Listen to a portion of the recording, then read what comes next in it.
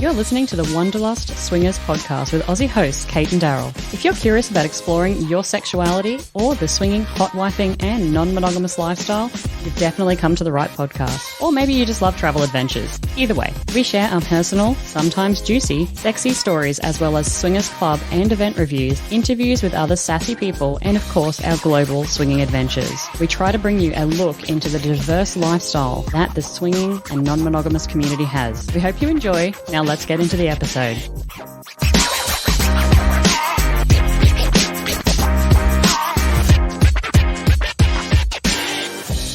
G'day guys, and welcome to episode 144 of the Wanderlust Swingers podcast. Today's episode is about Nashville swingers.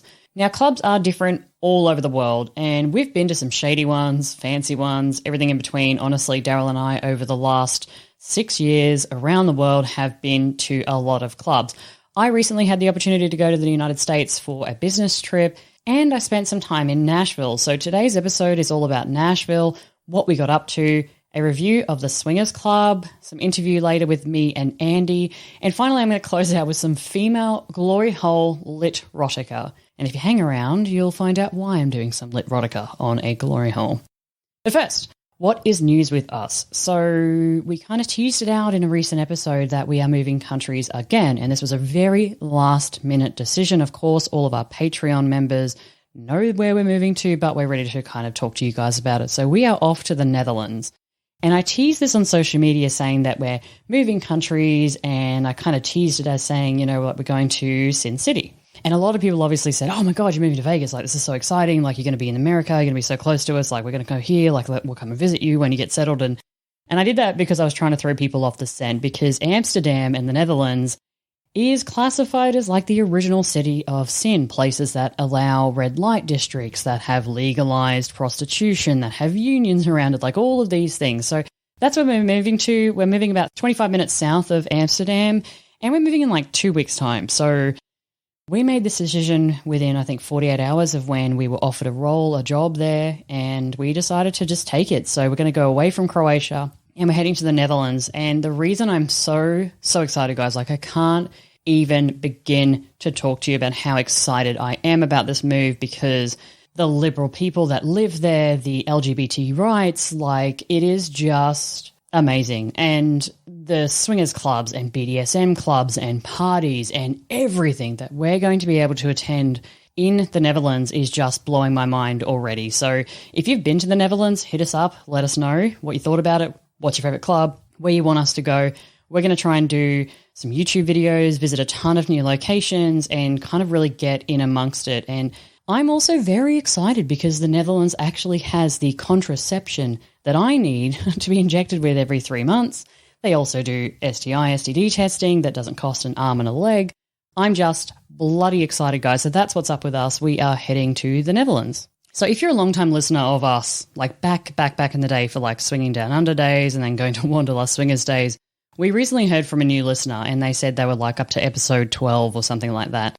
And they said, you know, like you're back in the Australia days, and then they got a little bit further along, and they sent me a new email, and they said, holy shit, you've just moved to Singapore. And I wrote back to them, and I'm like, hold the fucking reins, because you guys are in for like a treat, man. I said, we've moved to Singapore. Yeah, we moved to Croatia. Now we're on our way to the Netherlands. So yeah, so if you guys have been with us for the long haul, if you're listening to this and it's another move and you're like, wow, new stuff, like thank you so much for all of the amazing support through the years. You guys are really the MVPs here. Before we get into the episode, I do have to do my cultural tidbit, and I have two today. These are not Nashville specific, they're Tennessee specific, but I thought they were too funny not to share. So here we go. First cultural tidbit. You can move in with your girlfriends, but not too many of them. If 8 or more women are living together in a Tennessee house, it's considered a brothel. It is technically considered illegal for a woman to call a man and ask him out on a date. What the hell? So hold on, let me just repeat that. That's 2 of them. You can move in with girlfriends, but 8 or more women that live together in a house in Tennessee is considered a brothel, and it is considered illegal for a woman to call a man and ask him out on a date. So bad news for all of those hot wives out there, all those swinger hot wives. Apparently, if you try to do that, then that is illegal in Tennessee. It's only illegal in a very specific area of Tennessee, but I just thought that was ridiculous, and I had to share that on the podcast today. So, ladies, put your puss back in your pants and wait for him to call you, I guess. Not really independent woman, really, they're happening in Tennessee. But hey, what are you going to do, right? Crazy, crazy laws. So I went to Palm Springs and then I had the opportunity to head over into Nashville. And while I was there, I was kind of celebrating my birthday. I was catching up with some friends, visiting the local club, and it was just a really, really awesome weekend. And I want to use the word wholesome, which might not quite resonate with how you understand the swinging lifestyle. Like, I'm talking about sex, I'm talking about pussies and cocks and like everything else. How am I saying that's wholesome? Over the past few years, I've always kind of said that every time I'm around other people in the lifestyle, it fills my power up like I'm in an arcade game. And then as I go away from these people and I'm back in the real world, it slowly, slowly depletes my power bar.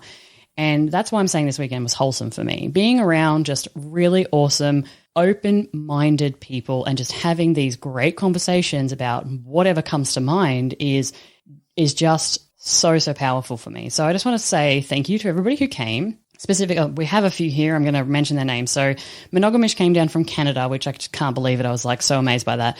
We had Average come in, Naughty Jim, Swing Nation, Anna, Not Your Average Mr. and Mrs., Sexy Social, of course, Andy and Dave, who I stayed with. Thank you guys. Semo Fun Couple, and a bunch of other people as well. So I just want to make sure that I'm saying thank you very much for traveling in, for coming to Friday night, for hanging out with us at the club, just for having such a great time. And speaking of the club, we did actually do a full YouTube walkthrough of the particular club that we're going to talk about today. And it was myself, and it was Angie from the Average Swingers, and it was Andy from Double Date Nation. And I'm in the process of editing that. So if you guys want to find that, just head to our website, click on the video section, go to YouTube, and if you're subscribed, you'll get the alert when that's basically available. But I'm looking forward to editing that. I do have to get my ass in a gear to edit it and put it up online. But yeah, if you guys are interested to kind of see the walkthrough of the club, like that will be super fun. Now, club fun story time. There have been so many clubs around the world that we have been to, and each one, honestly, as I said in the intro, is different to the next. Some might feel like a copy and paste, but with smaller differences, and it's really great to kind of experience these. There was something at this club that is a first for many people probably listening, and that is a female glory hole. Now, at the end of this podcast, I'm actually going to read and share some glory hole litrotica with you guys, so hang in tight for that. But before we get to that, I want to share this interview that Andy and I did on the Sunday after we visited the club on Saturday night. So I'm going to hand this over now to the pre-recorded version of myself and Andy, and we'll get back to it, and we'll see you guys soon. G'day guys, and welcome back to the Wanderlust Swingers podcast. I'm here today and I'm joined by my co-host, Andy from Double Date Nation. Welcome to the podcast, Andy. Thank you. But more importantly, I mean, you're important. I love you, but we all know that I flew all the way to Nashville to meet Stewie. Of course. Yeah, so he's the co-host with the mostest. But today we're actually going to talk about a new club that opened up in Nashville 3 months ago. And we're going to give it a little bit of a reviewy poo. Mm-hmm. So that's the theatre group in Nashville. They are changing their name. They gave us the inside scoop on that. I'm not going to tell you what it is yet. Fuck it, I am going to. I think it's the Red Room or something. I think the Mansion or something like that. The Red Room, I believe. The Mansion, the Red Room, something like that. But we'll update the show notes once we know that information, because I don't know what it is for sure yet. But it's a brand new club, 3 months in Nashville. We went there on Saturday night. Mm-hmm. Technically, we went there Saturday. Right. Because we filmed a YouTube video as well that we're going to I can't wait. I'm going to do a whole other YouTube that's just bloopers. Right. That'd be great. Perfect. So we're going to talk about this new club in Nashville. Let's just really kick straight into it. If you haven't been to a swingers club before, some of this might be surprising for you, might be different. If you've been to a swingers club before, you probably know kind of the ins and outs, but each club is a little bit unique with some of the ways that they manage things. First of all, I just want to talk about the admin side of the house. Like, how do you actually go to a club? What were your thoughts on the general, like, membership ticketing purchase situation? Right. I think to me, it was very similar to other clubs. You know, they had their requirements to join. You had to give a screen name and, show if you were on other websites. And then in our state, in Tennessee, you have a 24-hour requirement. A 24-hour before you come, they have to have your information. So it was pretty similar, pretty easy to work with, to get signed up and find the event. It was pretty easy. Yeah, that is an interesting thing that you bring up there. In Tennessee, you must have a membership to the club. That's a requirement. That's a requirement in some other states as well. But with the membership, sometimes it's just a piece of paperwork. You can do it on the night. But in Tennessee, you have to go onto the website and apply more than 24 hours beforehand, because you also need to give the owners time to approve you. But that is something that I think is interesting for people to know, that you can't just kind of on a Friday night on a whim decide you're going to go, hey, honey, let's go visit a swingers club. Like, there's some pre-thought that goes into this. Right. Can't just say, I want to get freaky at the last minute. Nope. Exactly. You probably shouldn't be doing that like on a random Friday night anyway. Like, you're eating spaghetti bolognese, like, hey, let's go to a swingers club. Why not? Why not? Unless that's your jam, and then just, go for it. But that was something that I thought was different, I think, than I've experienced before, just the inability to rock up. Daryl and I used to do that all the time in Australia, especially we didn't have a heater in our house and it was cold in winter. And we would just go to the swingers club to sit in the hot tub.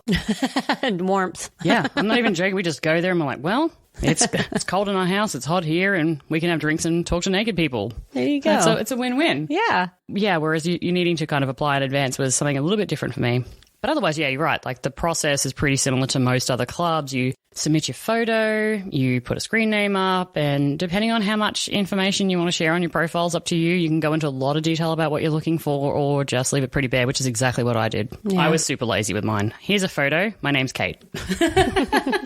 Yeah, we did the same thing. It was pretty basic. It was kind of nice, though, because we got notifications that people liked our profile or sent us their pass key to see their information. And so, again, and that's similar to the other clubs that we've been to. So what would you, in terms of the cost to attend and for the membership, would you say in your experience that's pretty similar to maybe what you see in Tennessee in general, or maybe what you see throughout the United States in general? What was that like for you? So I liked the fact that they offered a monthly membership. So, and you could turn off it. Of course, it's a recurring situation, and they're very clear about that up front. This is going to continue to charge you monthly, but then you can go to an event and cancel your recur after that. So that was unusual, because a lot of times the membership fee's kind of pricey. And if you're really only planning to go to one event, it's like, dang, you don't really get that back. So I liked that about the theater group, that I could, kind of make that decision after I go to an event instead of being kind of stuck into it. Yeah. And you can upgrade to, the year or whatever at that point. Yeah, that's true. Yeah. Because a lot of the clubs that we've been to with memberships, it's maybe a minimum 3 months. Mm-hmm. And if you are only going there for one night, say you're visiting the state, it can feel like a bit of a rort. Whereas I think this one was like, $11 or $12 by off the top of my head for the month membership. So that wasn't too bad. Right. And the entry fees to the club, honestly, for me, I think it's pretty standard for the United States. Mm-hmm. It's obviously very different in Europe and Australia and Asia and stuff like that. But for the United States, I think the pricing of the actual going to the events is pretty stock standard. Yeah, I didn't really feel like it was on the low side or on the high side. I just thought it was just pretty much even keel. Mm-hmm. So that was good. Now, the venue. You've been to other clubs here in Nashville, and I haven't. So I don't know whether this is usual for a venue here in Nashville, whether it's different. Obviously, I can compare it to other clubs in the States, but I'd be interested to kind of hear what your thoughts are on, like, the setup when you walk in, how they take your details. Like, is that fairly common for what you've seen in Tennessee?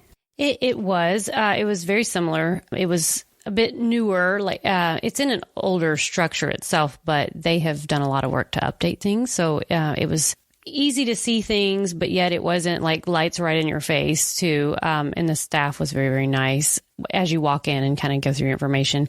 It was very similar. There wasn't a huge difference there. I think it's kind of just the same plan when you go into any club in the States. You kind of have to go through that initial process when you walk in the door. But yeah, it was pretty similar. Nothing too major. Yeah, I think that when we first started thinking about going to a swingers club, in my head, I thought, I'm going to walk through these doors, and even before I've taken a step into the premises, like, there's going to be hot, heavy, sweaty sex happening. And then when you visit your first club, and there's that, I don't know, for lack of a better term, a kind of a holding bay when you first get through. So you go through the first set of doors, and that's where you would, talk about the details of the membership. They check your details, make sure you have the tickets already purchased. And then you walk through a second set of doors, right. So that's how a lot of the clubs here operate, and I think that's quite good because it adds an extra layer of privacy. So if you did, for example, have any looky-loos standing out on the street, there's 2 sets of doors. So it'd be so rare for somebody to be able to see what's going on inside the club unless they were standing in that front section. So I always like that. Extra privacy always matters to me. But going into the main club, I mean, I thought it was pretty big, that main mingle section. So as you walk through that second set of doors, there is, and you'll see this on the YouTube, there is a huge section for mingling and dancing. And that, I liked the open plan nature of it. I thought that was really good. And they had the couches off to the sides and stuff like that and the dance floor in the middle. Is the VIP thing kind of new for Nashville? Has that been done before? It has. So Minaj, the club that's kind of was Nashville's staple club for 25, 30 years, did have a VIP section, and it always seemed to be in use. So I think that's popular. It's kind of the bird's eye view, the ultimate people watching location, and it's kind of a centralized location for your group to easily come and go. It's close to the restrooms, it's close to the DJ, and so I think that's a cool idea, especially if you have a birthday party or an event, so you can not worry about trying to hone in on tables and save everything. Yeah. And the tables and chairs thing, for me, when I think about the clubs I've visited overseas, to have tables and chairs near the dance floor for me is a little bit weird. It's generally not something, we definitely don't see it in clubs in Australia, but that's probably a space thing because our clubs are significantly smaller because so is our population. So to have this idea of all these tables and chairs sitting in the middle is a little bit different and kind of bizarre for me. Sometimes it feels out of place. And this is not just for the theater group. That's something I see in many, many clubs around America. So when you walk in and you see this huge space and, beautiful couches kind of lining either side for that more VIP experience, but the tables and chairs, does that just go common for you, or is that something where you're like, oh, that's different? So I've always had this strange, this take on it, because when I'm out there dancing and you have people that get there early and they have their spot and they're sitting at their little table and chairs and they really don't move from that, you kind of feel like, like you're in you're a specimen being watched. So it's like an animal in a zoo. Yeah, it's a little close for that. Like you have an audience that you can just reach out and touch.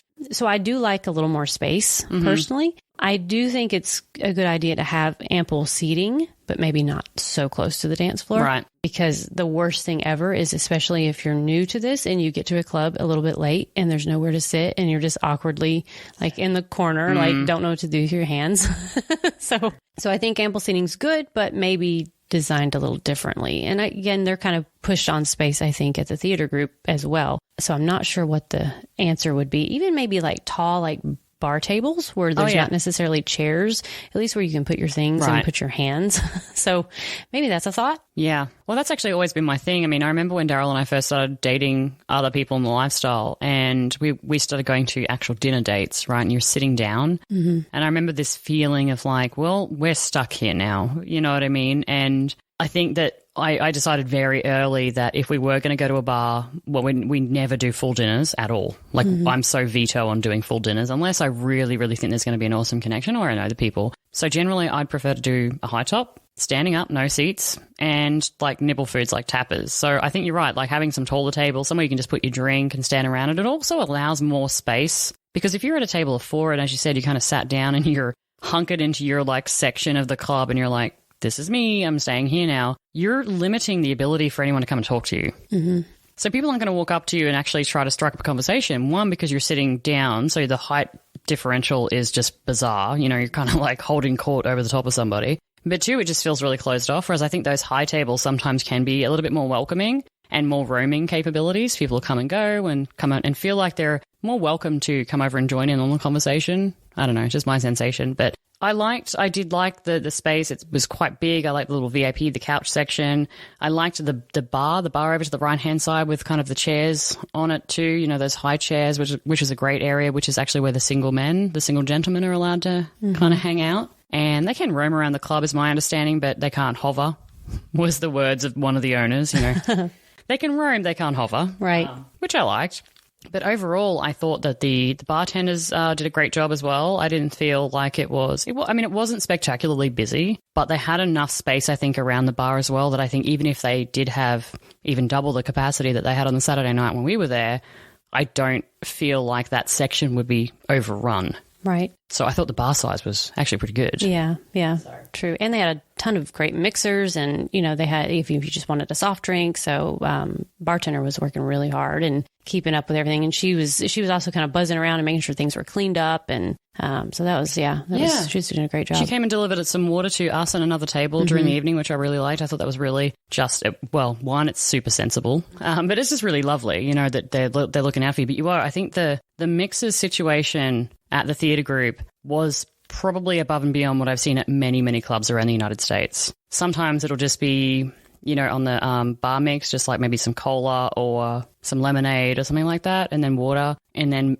maybe a juice or something. But, I mean, their rack that they had of all the different things that were available, I thought was pretty extensive. Right. I don't think I've seen that before. So right. At least not for free. A lot of times they charge. And, of course, you always want to tip your bartender, but it was just whatever you need. Yeah, that's a PSA right there. If you're going somewhere, just tip your bartender a little bit. Absolutely. Chuck in some extra dollars. I know you've paid to get into the club, but, just tip your bartender all the same. Likely the bartender does not own the place. So exactly. When you paid to get in, you were not paying her. Yeah, exactly. Or him. Yeah. So let's talk about let's talk about the change rooms first. You went into the female toilet. When you walked in, what was your impression of that? Wow. It was so nice. It's nice. So I walk in and there's this, one of those backstage, like you're an actress, with the little lights around the mirror, which was really cool. And they had some full length mirrors as well, and a lot of space to change out. If you don't want to wear whatever you're wearing that night into the club, you want to bring your bag.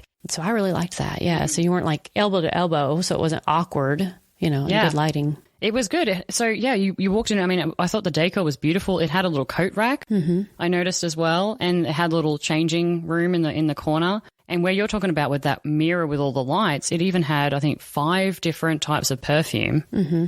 And in the actual bathroom area next door, on the table, it also had, I think, some mouthwash and mints. Right. Mints were in there as well. And I was like, this is really, really well done. Mm-hmm. I mean, it was beautiful. I think there was a neon light in there that said something like, "You're beautiful" or something. It was beautiful. But I felt that it was really thoughtful. Yeah, they thought of all the little extras that you may not have thought of. Like you go to have dinner before you go to the club and you're like, oh, I didn't bring any mints. Mm-hmm. And so they think of all those little details. That was cool. Well, I asked you if you had perfume on. Remember? Right? We were in the car and I was like, hey, do you have any perfume in your car? Mm-hmm. And I got there and I was like, man, perfume, wow. And then just like a goldfish, completely forgot to put any on. So that was cool. I liked that fact that you could feel like you could freshen up. Mm-hmm. Which is super important if you're actually going to go play as well. I think being able to go in there and freshen up a little bit makes you feel a little bit more sexy if you do decide to go and play in the back rooms. Yeah. So let's talk about the back rooms because this was different for me. And you clarified why. So let me just set the scene here. So they have a lot of different private rooms in this club, which is great. The doors themselves also have a lock on them. So some clubs vary with how they operate a private room, if they have ropes, if they have locks, those sorts of things. These private rooms all had locks on the doors, which was good if you just want to go in there and play with another couple and have that sexy environment, but maybe not be gawked at. But what stood out for me was the lack of beds. So you answered this. I was like, man, I wish they had some beds in here. Tell me about that. Why don't they have beds? Yeah, so that was a common complaint I heard about with Menage as well, the old club here in Nashville. And you brought that up, and it was a good point, because you can't have anything with a sheet on it in the state of Tennessee that's considered something that someone would sleep on, or it takes you into like a hospitality type venue, and it's a whole different, all the things. So it just can't happen. So, but it was something that was brought up a lot. I think maybe they should explain that to people better so they don't just think, well, they just don't have them because they don't want to have them. So that's a requirement. Yeah, which blew my mind, the fact that it takes it into this almost like hotel-like situation. But what I did enjoy was the fact that the couches that they had in those rooms, they weren't a futon, but I guess they were kind of futon-esque in that you could flip the back down and create maybe a half single bed or a single bed sized thing that you can play on. So whilst they can't have beds, I think they did really well with their choice of furniture that went into some of these rooms because it was bed-like as far as I guess they can be without breaking into the law, right? Right. So that was really good. They had, I think, ample playrooms. Now, they did have a couple of really large couches. And actually, I think Jay was holding court on one of the couches for a while, showing everybody his dick for a bit. No, I don't believe that for a second. You didn't actually go back there when that was happening, did you? I did not, no. Let me just tell you, that's story time. Half the group disappeared, and they went into the back playrooms. And I was walking around, like, just checking on people and seeing what was going on. And I opened the door to the playroom, which it goes from the dance floor and the DJ booth to the playroom area, and there's this huge L-shaped couch. And there's Jay with his pants around his ankles and his dick out, and about, 12 people sitting in front of him staring at his dick. Of course, in the open playroom area. And what it was Jay explaining how his penis pump works, I guess. But it was just Jay. It was Jay's demonstration. So funny. But I did like some of those big couches because for me, sometimes moving from the dance floor to the playrooms directly can feel funny. And I think that big L-shaped couch there by the door felt like a good way to get a little bit sexier, get a little bit closer, a little bit touchy-feely without walking straight into a bed. Right, true. So I thought that was a nice little, I guess, warm-up, kind of lube-up situation happening in there where you can go in and not feel like, okay, now we've got to go from dancing straight into fucking. Like there was that transition. There's no gray area. It's black or white, you know.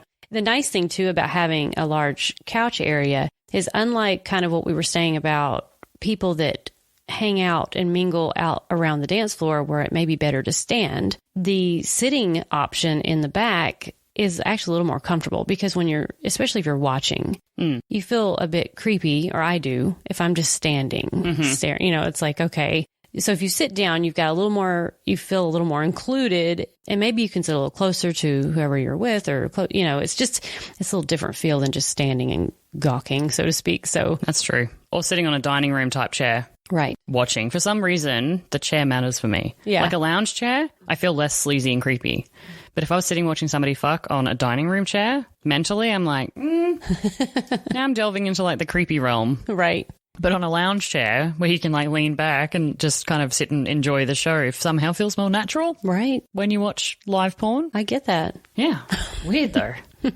I really liked that section. I think they had a good mix of private rooms and public rooms. They had the standard kind of fishbowl voyeur room that they had there. You can stand outside and watch through the mirror. And the Orgasm Meter.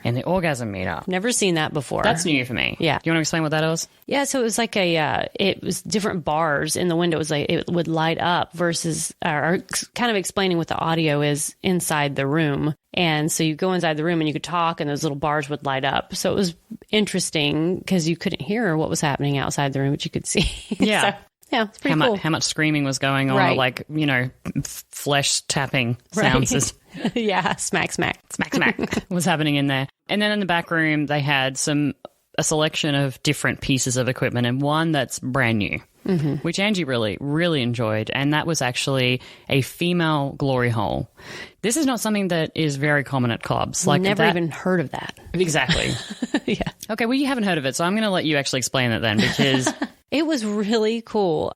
I don't know if they have different themes that you can buy, but this was kind of like an old castle, and it was well done. And basically, so Angie demonstrated for us. The woman will lay in on her back, and there's like a curtain that kind of comes down over the lower part of her, like kind of her pelvic area, and then you kind of fasten her ankles up in these chains. Shackles. Yeah.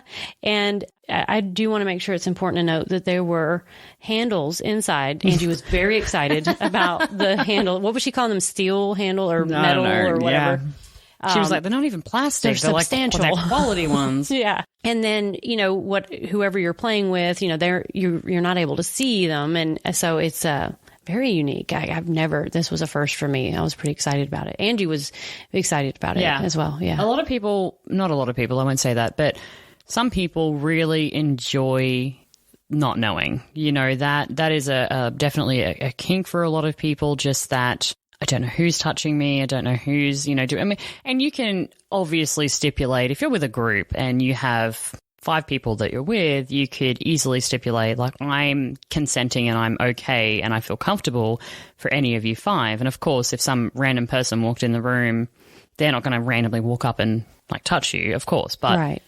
So there's that element of the unknown, and a lot of people really, really like that, and that's why male glory holes are quite common, but for a female one, super uncommon. So I'm intrigued, and I would love to know how many people are actually using that at the club. It's brand new. They just got it, I think, on the Friday. Oh, wow. Okay, cool. I'd be interested to kind of check back in with them in a month and say, like, hey, just out of curiosity, like, how many people are actually using it? Because like you, not a lot of people have seen them before. So maybe it's something to experiment with. I'd be interested to know from you guys out there listening too, at what comfort level would you feel, would you be interested in that? Like, is that a turn on to not know who's touching you, licking you, whatever it is, to go into this thing? Would you do it if you knew the group that you were with? Yeah, I would. If I knew the group, for sure. I think it would be kind of sexy. Mm-hmm. Yeah, I'd definitely try it. I do have to say it's interesting how the female glory hole is so much more elaborate than a male glory hole, which is just a hole. Just a hole in the wall. Yeah. That's the KISS principle right there. Keep it simple, stupid. It's a hole. You've got a dick. Put your dick in the hole. Right. Done. So the company that sells male glory holes went out of business compared to the... Yeah. I'm kidding. The very elaborate castle. Right. Here's a hole. Here's a castle. I want to be treated like a princess. I've told you before. While I'm getting fucked by random strangers, I want to be treated like a princess. Right. There you go. I don't know why you think that's odd. I know a place you can go. Yeah. Exactly. And in the back room, they had the St. Andrew's Cross, they had a swing, and they had a paddle board. But they also had a shadow box light, which was like a secret room, which I thought was really well done too. So I think the club, in terms of the playroom, they had lots of different things that you could explore, which I really liked as well. I think that some of the playrooms that I've been to are just playrooms. They're just beds in a room, or they might be, a large orgy room, or they might be little private beds with sheer curtains between them. So you've got the sound and the sights, but not necessarily directly there and stuff. Whereas I thought that they've tried to include all facets of people in non-monogamy and sex positivity. If you are a little bit more kinkier, if you do like that voyeur or the exhibition side, I thought they did well with what they had. Mm-hmm. And that one side, the single men could go in, and one side they could not. Isn't that right? That's right, yeah. So the one side next to the bar, single men, that's where they can go into the playrooms. Mm-hmm. Couples can invite them in there. And the other side is couples and single females. Okay. So that's nice. I mean, having a club too that's thought through where people can go, I think is quite relaxing, because sometimes with the clubs that do allow single men, there might be for brand new couples, they might have just, some fears around that, and having the idea that there is thought process into how the single men can engage, that they're allowed to roam. I mean, they're not chained to the bar by any means, but having the knowledge that, single men are there, but here's what we've put into practice and where they can go. I think that adds just an element of, I guess, safety and security for people that might be having their first time there and a little bit concerned. So I liked that. Yeah, me too. Okay, let's talk about, before we wrap up, let's talk about the clientele. Okay. So when I visit different clubs here in the States or around the world, I think there is a generalization and a stereotype of the type of people that are going to these places. So, for example, if you go to Le Masque or Le Chandelier in Paris, the dress code is that you have to dress up. They just don't permit entry. So you know that there's going to be a certain type of clientele that's in there. And, if you go to, say, Florida clubs, you know that there's going to be maybe a lot more tourists in the Florida clubs versus some clubs where it's mostly the home base. What was your overall impression of the people that were there? So they had a sports theme on Saturday, and probably I'd say half the people dressed up for that, and the other half just dressed kind of in sexy dresses and attire. So I think that everybody pretty much adhered to the rule of, you can't just pile in here looking like garbage, put some effort into your appearance, which was nice. So I would say I didn't read that. I didn't go through that, but I'm sure they have a dress code, certain closed-toed shoes and that kind of thing. It's sad they have to say all of that, but it's a thing apparently. But I think everybody was well dressed and appropriately, they had their, not necessarily cocktail dresses, but, like club type wear on especially for the females. So. Yeah, there was a distinct lack of Crocs and socks, which I thought was good. I enjoyed that. So whether that's, again, part of their rules, lack of Crocs and socks, I don't know. But I liked that there was a lack of them. Right. Yeah, that was nice. Yeah, I think that when people wonder about who's in these clubs, and especially with the way that things are marketed in the lifestyle. I mean, marketing is marketing. It's there because you want to entice people. It exists for a reason, right? And a lot of the times when people are looking at ads for clubs or products or resorts, they don't necessarily see themselves in that marketing. You know, they see models and people that have been hand selected to market that company. So we get asked a lot, well, what do the people look like on the inside? Am I going to fit? Does this mirror who I am, or is it the way that things are marketed? And honestly, I would say that the bulk of people that I saw were in the 40 to 50 mark. Yeah, I agree with that. Yeah, so that if you're looking at the bell curve on like the actual population that was in the club, I would say 40s and 50s, and then, you know, some in the 30s and then some older than that. So pretty standard, I think, for what we see generally in the lifestyle. And yeah, I just think that people were in there just having a good time. I will say that I didn't see as much mingling with other groups, you know, in terms of like what you said before, like there was pockets of groups, and I didn't see a lot of intermingling between either those groups, or if you had a couple come in, because I was watching a few couples that came in and they just sat at the chairs and they just sat there all night, you know, and whether that was their first time or not. But I didn't see a lot of that kind of mingling that I would have liked to have just seen, because it makes me happy when people are making connections, and that's all lovely. But I mean, there's nothing the club can do about that. Yeah, except, not really. Except force people to get up and... The DJ announces, get away from your table and fellowship with somebody else. Exactly. Exactly. So yeah, that was kind of the clientele. But what I will say, areas for improvement for me, speaking about the DJ, was definitely the DJ. I think for when I visit clubs, there are certain areas of the clubs where there is a lot of responsibility, and that is generally the bartender section, making sure that people get their drinks on time, they get them in a timely fashion, that they're cheerful, you know, kind of keeping that upbeat momentum going. And the DJ is the beating heart of a club for me. It really is, yeah. And I thought that whilst the DJ does take requests, I really felt that when you have an empty dance floor, the DJ needs to make some amendments to the playlist, you know, change things up a little bit. And I really think that overall, if I was to look at the space, look at the evening, look at how people, you know, half the people were in dress, there were moments when the dance floor was full and then it dissipated again. Right. You know, and I think that you need to take a look at what's happening there, get a feel for the crowd, and then kind of play to that. And I really felt like the DJ really did let the club down that night. Mm-hmm. I don't know. Yeah, I agree. You know, like you said, it's the beating heart, it's the lifeline of the vibe of the entire night, it's the energy. And when you play a great song and everybody goes out and they're excited and there's so many people on the dance floor, that's when, in my opinion, the DJ reads the room and says, okay, we need to keep this energy up, so you don't throw a slow song next, you know, where everybody's like, you know, oh man, you know. So I do think that's important. It's not an easy job to be a DJ. It's a lot of work, especially when people are coming at you with requests left and right, but you can't always get to request. And sometimes you look at the song and you go, oh, that's not, you know, you like it, but the other people in here, I can guarantee you will not. So, you know, maybe a sign or just stating, you know, I try to get to requests, but I can't get to them all. Yeah. And then just keeping that vibe up. It's super important, because that's your energy. It is your energy. And I think that it also is the lubrication to heading back in the back rooms as well. Yep. Because body language, feeling that sensuality or lack thereof between the person that you might be interested in, most of the time it's starting with a mingle, having some flirting, you know, some drinks, and then dancing. And that's when you start to really get a feel for, is this person sensual? Am I interested in them? How do they dance? Like, body language is such a big thing. And so that is why it's just such a critical part of it, because really as a DJ, you're helping to get people laid. Like, if you don't do a good job, ain't nobody getting fucking laid. So like that's a lot of weight on your shoulders. Right. I love what you called it earlier, the foreplay. It is, yeah. Yeah. It is. It's the foreplay, because I mean, there's so many times when I've been out on a dance floor with a guy that I liked and we just didn't have that body chemistry. And we didn't play, you know, and there's been times when I've maybe been, I don't know, on the fence, and then you get that feeling and you're dancing and it's just flowing and you're having a good time and it's sexy. Mm-hmm.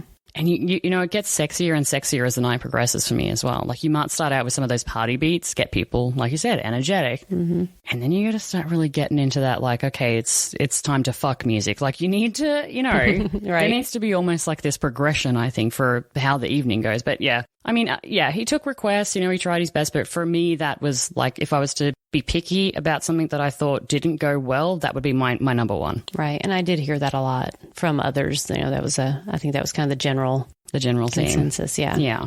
But overall, I thought it was a good club. I mean, they've been open for 3 months. I think they're doing a good job. I think that they're open for feedback as well, which is always really nice. You know, I don't think they've got the ego of, we know everything that we're doing. They were open. One of the owners actually came up and said, hey, any feedback you got, like, let us know, which was nice. So I think they're really trying their best. Yeah. In terms of distance from the city, is that common? A length of, because some of the clubs might be like 10 minutes to the city centre. Mm-hmm. Other clubs are like 15. I think this one's about 25. Yeah, it's a little out of the way. It's not inside of Nashville. It's not too bad. I think that as a whole, especially like in Georgia, with trapeze, that's kind of it didn't stand out to me as being an issue. Okay. I mean, yeah. So that'd be pretty common for people if yeah, it's tough to get a club like that inside of Nashville, especially now. Yeah. So yeah, I mean, overall though, like if you had people coming to town and they wanted to go, you would recommend? Yeah, I do. I would. Yeah, check it out. It's a clean place. That's a big. Yeah, that's true. Standard for me. It wasn't dank or smelly, and I mean, and unfortunately, clubs like that can get that way. Mm-hmm. And I didn't have any reservations about that kind of thing. So I was glad to check it out. Yeah, that's true. Actually, that's something I didn't even think about, but it was, like, I would say, well ventilated, well circulated. Yeah, and that's important, and that's a thing that I've seen it where it wasn't. Yeah. So it's like, oh, talking about buzzkill, it's like, oh, that's it. Smelly. You're too smelly. Okay, no, thank you. Well, there you go. That's been the theatre group. I was excited to go there. Happy that we got to check it out in Nashville. Always happy to check out other clubs and see kind of how they operate and, get a feel for what's happening in the lifestyle. But I was excited to go, and I'm happy we did. And it was a good night. I had a really fun time. It was fun. Yeah, we had a blast. We did. All right. Well, thanks so much for listening, guys. That has been Andy with Double Date Nation and fellow co-host Stewie. Thanks for joining us. Thank you. So what makes a club awesome? I mean, there are so many different facets of what makes a swingers club awesome. And honestly, it's going to be a different answer for everybody, right? Like I said in that interview there, that the DJ really is the heart and the soul of the club, and they're also the foreplay and the lubrication to kind of hang back in the playrooms. But the playrooms really matter as well. What equipment do they have in the playrooms? How do they keep and maintain those playrooms? Like, all of these things matter, but they matter different ways to different people. I was talking to some friends recently, and we were talking about security and privacy at a swingers event or swingers club. And it amazed me how much those things mattered to myself and how little they mattered to other people. And the other people were saying, no. For us, it is all about who is there. Like, we want to see that there are going to be some sexy people that we find attractive on the guest list going to this party or this club or this event. Otherwise, it's not for us. And I just find that really, really interesting. So I'm curious, what matters to you guys? Like, when you're thinking about going to a club or you visit a club, what is a standout thing for you? Is it just the people? Or can we move past the people and think more about how the club is operating, how they're marketing themselves, and are they really driving that tribe and those attendees to be a certain way or not? Before I get into my litrotica story, I do have to say some thanks to new Patreon members. It Takes Two, Bourbon Babe, and Adam. Thank you so much for joining us over on Patreon. We really, really appreciate it. If you're interested in helping the podcast and sponsoring us, please head over to patreon.com/swingingdownunder. It is in the show notes if you just want to click that link. And for $5 a month, you guys can support us and be part of our members. Right. Okay, 2 more shout-outs. A random shout-out, because after Andy and I actually recorded the podcast episode talking about the club that we visited, the theatre group, we actually went on TikTok live together. And it was really fun, by the way, like super great to just kind of hang out with a girlfriend and be on TikTok live. But whilst we were doing it, some of the local Nashville people actually came into the TikTok live. And we were actually talking about the female glory hole at the time. And one of them mentioned who built it. So a random shout out to Krakenbeard, who I'm sure probably doesn't even listen to the podcast, but it was Krakenbeard, a local Nashville person from TikTok, that actually made the glory hole in the club. So I just thought that was super cool to find out who actually built it and get to experience that ourselves. And I really want to say thank you to anyone who bought me a birthday gift from my wish list. I got quite a few gifts actually sent to Nashville from my Amazon wish list. And if you bought me one of those, your custom content, I promise, is coming soon. So I'm going to be doing a lot of photos and a lot of filming tomorrow. And that's going to be all of that custom content that you guys deserve from sending me the gifts in the post. So let's now get on to it. And I'm going to share a glory hole litrotica story to head us out for today's podcast. Okay, so this is credit to an author on litrotica. So I am going to put that link in the show notes today. But I thought this was kind of like a fun little story to head us out on the podcast today. So I walked back to see how Michelle was going. And she just said, "Feel how wet my pussy is, and that will answer your question." I dipped a finger between her legs and she was dripping wet. She kissed me and told me that she was going to start out in missionary position and see what happened after that. I walked her over to the cubicle and she laid down, sliding her bottom half through the open, large, cut-out hole in the wall and adjusting the height of the table so that her legs rested comfortably on the floor. Richard had thought of everything. Michelle asked me to wait with her until the first man approached her. From behind the wall, I heard Richard say, "All right, gentlemen, please have a wonderful evening and please respect our ladies who have generously agreed to entertain us tonight." I heard the mumbling of men talking about which woman they wanted to start with. It was only a moment before Michelle told me someone was touching her legs.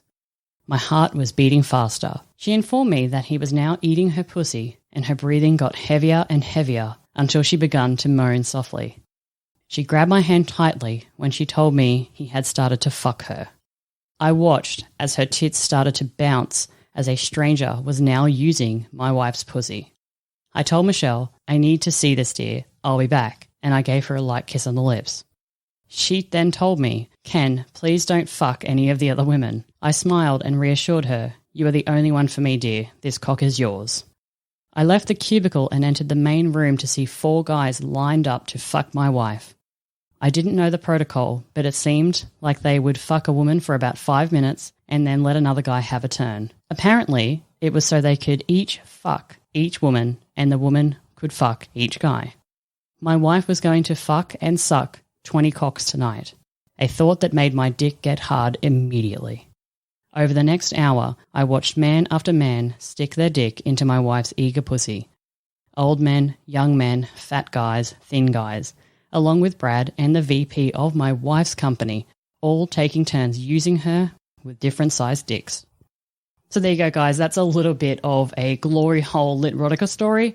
It is really, really interesting to think about and fantasize about the just stranger appeal of all of this. And if you were out there and you thought that was a huge turn on, you're not alone. And if you're out there and you think that's not for me, you're also absolutely not alone. But it just goes to show you that there are so many different ways that people in lifestyle, or just people that really want to explore their sexuality in general, can go. So I really, really enjoyed that. And as I mentioned, if you want to read the entire thing, because it's like a 6-page novel, basically, you can check out the link in the show notes for litrotica. All right, guys, I'm going to head out now for episode 144, all about my recent trip to Nashville.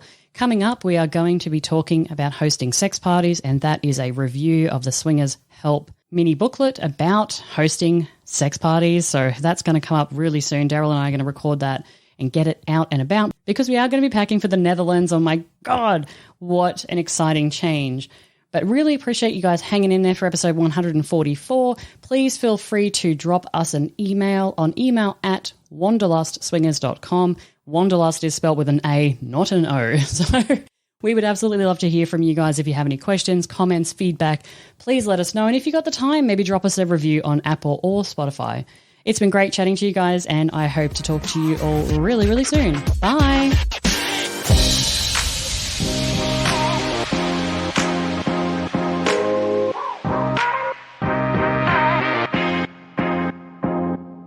You put it right up to your mouth. I sit pretty close. You'll hear it you'll hear yourself. But you project better. I have no projection, so I have to Yeah, but I mean, sometimes with the way that they work, if you're, depending on the kind of mic, if you're too close, too far away, if I project, I might end up on your track. That's true. This is a setup. You have to be close so it doesn't pick each other up. Okay. Because that's what we were doing. How do you breathe loud. then? Because like, Mike's I feel like you're going to be like...